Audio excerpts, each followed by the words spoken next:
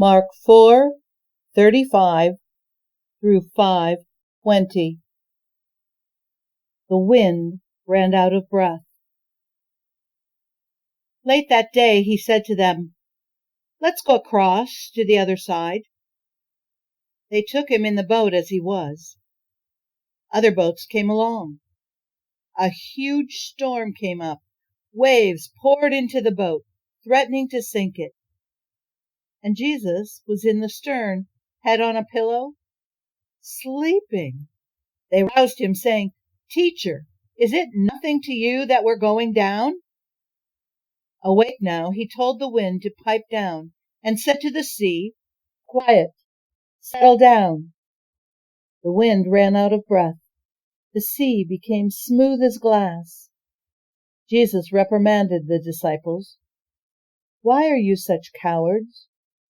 Don't you have any faith at all?" They were in absolute awe, staggered. "Who is this, anyway?" they asked. "Wind and sea at his beck and call?" The madman. They arrived on the other side of the sea in the country of the Gerasenes. As Jesus got out of the boat, a madman from the cemetery came up to him.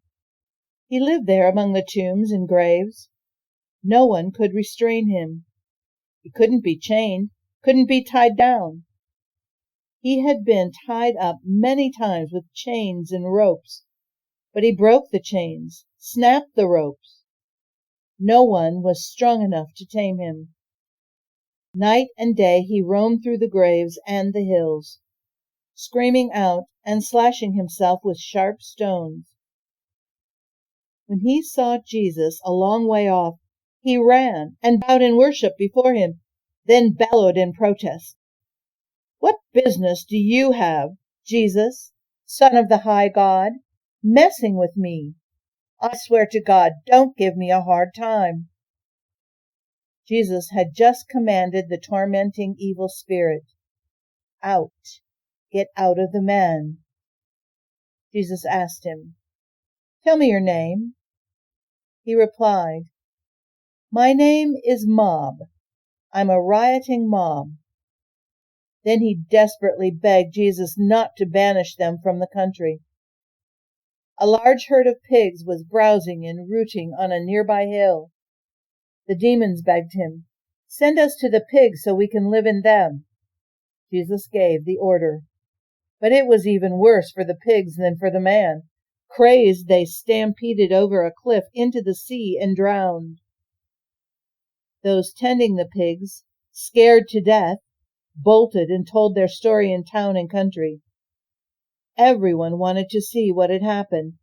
They came up to Jesus and saw the madman sitting there, wearing decent clothes and making sense. No longer a walking madhouse of a man. Those who had seen it told the others what had happened to the demon-possessed man and the pigs. At first, they were in awe, and then they were upset over the drowned pigs. They demanded that Jesus leave and not come back. As Jesus was getting into the boat, the demon-delivered man begged to go along, but he wouldn't let him. Jesus said, "Go home to your own people. Tell them your story, what the Master did, how he had mercy on you." The man went back and began to preach in the 10 towns area about what Jesus had done for him.